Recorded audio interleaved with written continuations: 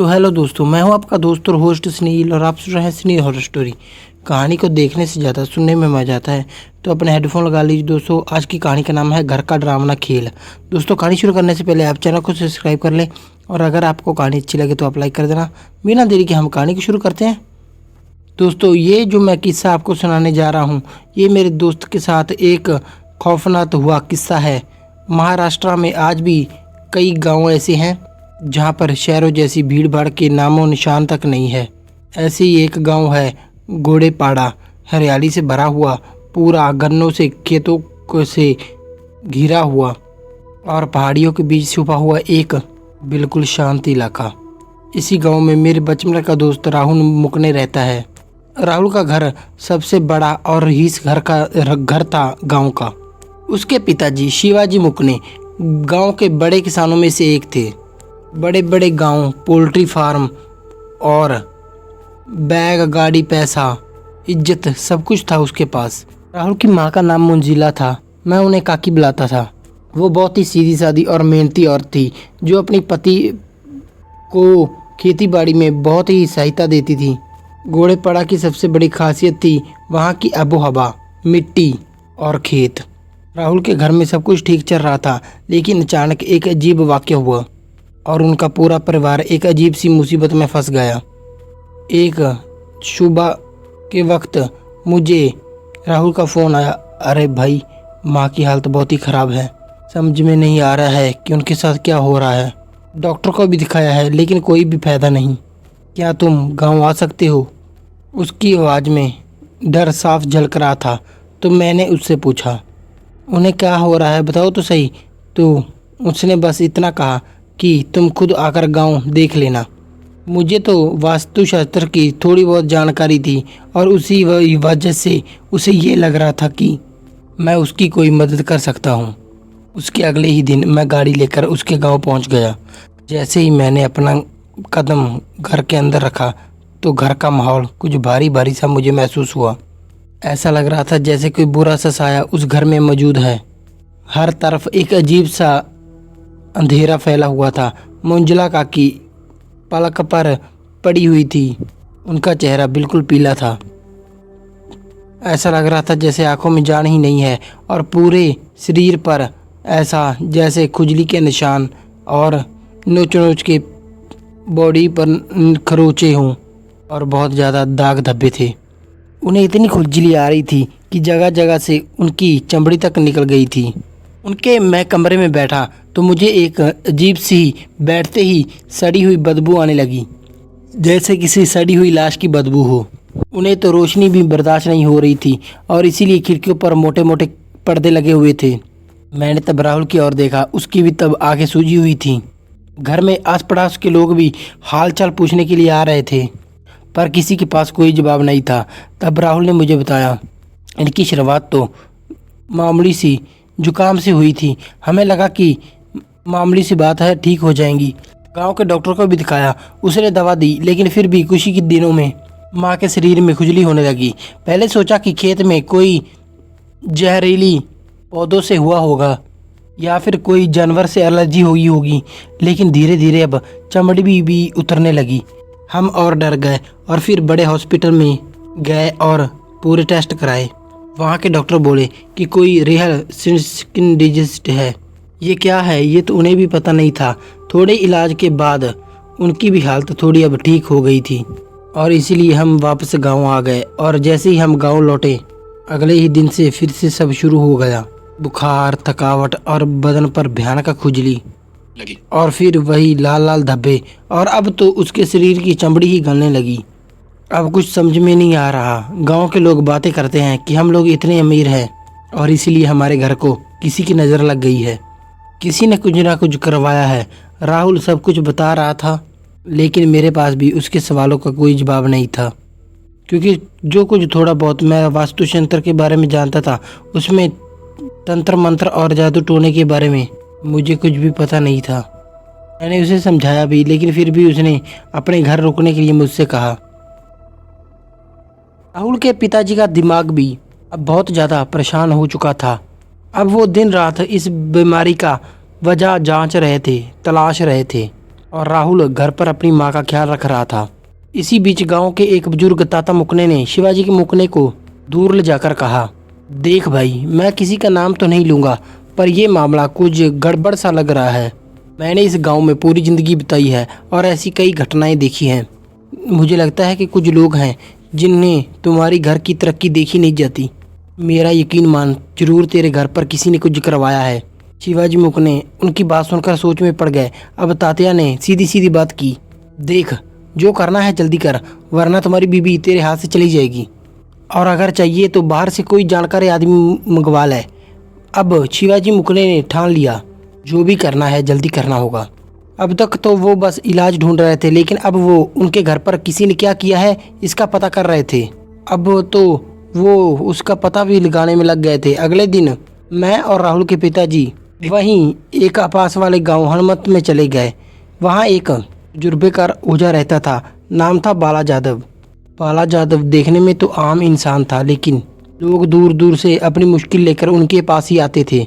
सबका कहना था कि उसके हाथ में कुछ बात है, उसे बुरी ताकतें महसूस हो जाती हैं। शिवाजी मुकने ने उन्हें पूरा किस्सा सुनाया।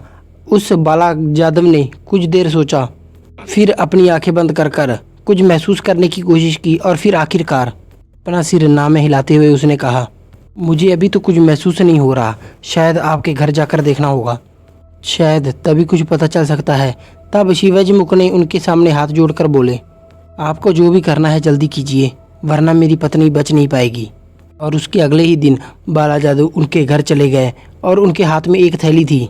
उसमें एक नारियल और काले धागे के छोटे छोटे गोले और कुछ अजीब सी दवा जैसी चीज़ थी। घर में घुसते ही उसने चक्री लगा ली। चक्री मतलब उसने पूरे घर में घूम घूम कर चक्कर लगाया। नारियल फोड़ना नहीं था, बस उन्हें साथ लेकर घूमना था। आंगन और घर का हर कोना देख लिया, लेकिन उन्हें वहाँ पर कुछ भी महसूस नहीं हुआ। और तब बाला यादव बोला, घर में कुछ थोड़ा बहुत तो महसूस हो रहा है, लेकिन कोई साफ इशारा नहीं मिल रहा। उसी वक्त राहुल बोल पड़ा, घर के पीछे एक पुराना बाथरूम है, अब उसे कोई इस्तेमाल नहीं करता, बस ऐसे ही पड़ा है। और जैसे ही बाला यादव उस जगह पर पहुंचा, उसका चेहरा एकदम से गंभीर और सख्त हो गया। उसने वहां पर ज़मीन पर नारियल रखा और नारियल तभी अपने आप हिलने लगा। और फिर उसने काले धूप के गोले रख दिए और वो धूप अचानक से जल उठी। और तब उसने हमारी ओर देखकर कहा, तुम्हारे पीछे जो कुछ बड़ा है वो यहीं पर है। वहाँ पर उठते हुए बाला यादव ने शिवाजी मुकने से कहा कि 2 मजदूर बुलाइए, यहाँ पर खुदाई करनी पड़ेगी। और कुछ ही देर में गांव से कुछ मजदूर 2 मंगवा लिए शिवाजी मुकने ने। फिर उस जगह की खुदाई शुरू हो गई। शुरू में सिर्फ पत्थर और मिट्टी निकली, उसके बाद गीली मिट्टी, और आखिर में एक बड़ा सा प्लास्टिक का गोला हाथ में लगा। बाला यादव ने वो गोला बाहर निकाला, पास ही ज़मीन पर रखा और उसे खोलकर देखा। अंदर काले कपड़े में लिपटी हुई एक सफ़ेद रंग की गुड़िया थी, जो कि पूरी तरह बालों में उलझी हुई थी। उस गुड़िया की जिस्म पर छोटी छोटी सुइयाँ चुभाई गई थी। उसके माथे पर एक काला सिंदूर था।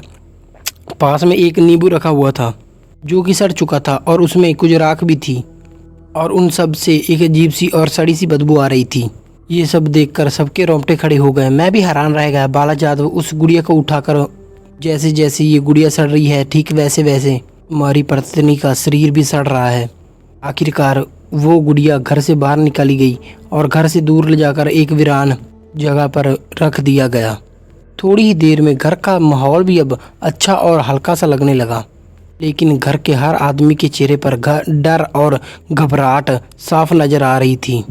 और अब लेकिन जो ये गुड़िया वाला मामला सामने आया, उसकी वजह से शिवाजी मुकने को बहुत ज़्यादा गुस्सा आ गया। उसके दिमाग में बहुत सारे सवाल घूमने लगे कि ऐसा करने वाला कौन हो सकता है, कौन है जो उसका बुरा चाहता है, और वो हमारे पीछे ही क्यों पड़ा है। बाला यादव उस गुड़िया को घूरते हुए गहरी नज़र से देखने लगा, और फिर वो बोला, ये गुड़िया शायद यहाँ पर पहले नहीं थी, किसी ने पिछले कुछ महीनों में किसी रात आकर यहाँ पर गाड़ दी है, और ये काम गांव का ही कोई जानकार आदमी कर सकता है और कोई बाहर वाला नहीं। और ये सुनते ही शिवाजी मुकने का बहुत गुस्सा आ गया और वो गुस्से में ही बोल पड़े, लेकिन ये कौन हो सकता है। तब बाला यादव कुछ देर चुप रहे और फिर कुछ देर सोचकर वो बोले, इसका जवाब फ़ौरन नहीं मिलेगा, लेकिन एक बात का ध्यान रखना, जब तक ये गुड़िया जलाई नहीं जाती तब तक तुम लोग चैन से नहीं रह सकते। और अगर पता करना है कि ये सब किसने किया है तो तुम्हें थोड़ा सब्र भी करना पड़ेगा। मेरे पास कुछ तो इशारे हैं, लेकिन सीधे नाम लेना सही नहीं होगा। पर एक बात तो पक्की है कि ये सब करने वाला तुम्हारे ही खानदान में से कोई है। शिवाजी मुखने चुपचाप उनकी बातें सुन रहा था। और उस रात बाला यादव ने घर के पीछे एक खेत खास जगह पर पूजा शुरू की। वो पूजा ऐसी थी कि हम सब के रोंगटे खड़े हो गए। धूप, अगरबत्ती, काले धागे, नारियल, नींबू और कुछ मंत्र। उस रात वहाँ पर सब कुछ मौजूद था।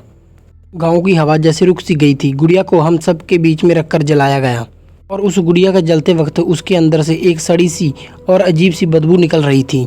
और सबसे डरावनी बात तो ये थी कि जैसे ही वो गुड़िया जलने लगी, वहाँ पर सामने घर में मंजुला का बदन भी अकड़ने लगा। वो ज़मीन पर गिरकर तड़पने लगी और उस वक्त उनके मुंह से भी अजीब अजीब आवाज़ें आ रही थी। और हम सब डरे हुए थे कि मंजुला काकी को कहीं कुछ हो ना जाए। आखिर में बाला यादव ने एक काला धागा और अपने पास रखा पानी का मंजुला काकी को दे दिया और फिर वो बोले, ये नर्मदा नदी का पानी है, इसे अपने बदन पर छिड़को और अगले 3 दिन तक घर से बाहर मत निकलना। कहीं भी आना जाना नहीं। बाहर वाला कोई भी तुम्हें कुछ खाने को दे तो उसे बिल्कुल मत खाना। अगले 3 दिन तक तुम्हें बहुत सतर्क रहना होगा। दूसरे दिन गांव में एक बात फैल गई कि मुकने ने घर में तांत्रिक पूजा करवाई है। शिवाजी मुकने के दिमाग में अब शक की चिंगारी जल चुकी थी। उसका बड़ा घर था, उसका बड़ा भाई, दो भाई, बड़ा परिवार, खेती बाड़ी, पैसा, इज्जत, सब कुछ था। लेकिन पिछले कुछ सालों में घर में तनाव थोड़ा बढ़ गया था। खासकर उसके छोटे भाई की बीवी रेखा भाभी को उनके घर का सुख चैन बर्दाश्त नहीं होता था और वो हमेशा शिकायत करती और घर में हमेशा उन्हीं की वजह से झगड़े और प्रसाद होते रहते थे।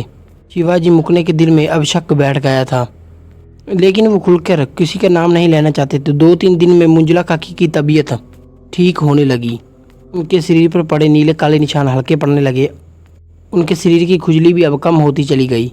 लेकिन घर का माहौल अब भी भारी भारी था। उसके तीसरे दिन बाला यादव फिर से काकी को देखने आ गया और फिर उसने इस घर को देखते हुए, उस माहौल को देखकर उसने कहा, यहाँ पर जो भी परछाई थी, जो भी बुरी चीज़ थी, उसे ख़त्म कर दिया गया है, लेकिन उसका असर अब भी बाकी है।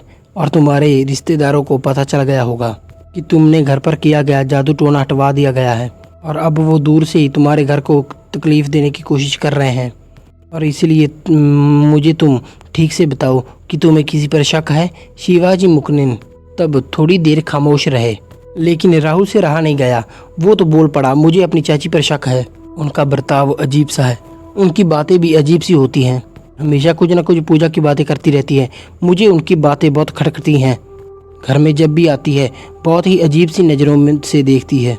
और हाँ, कुछ महीने पहले तक वो हर रोज़ घर आती थी, लेकिन अब अचानक से आना बंद कर दिया गया है। मुझे तो ये पूरा यकीन है कि ये सब उन्होंने ही करवाया है।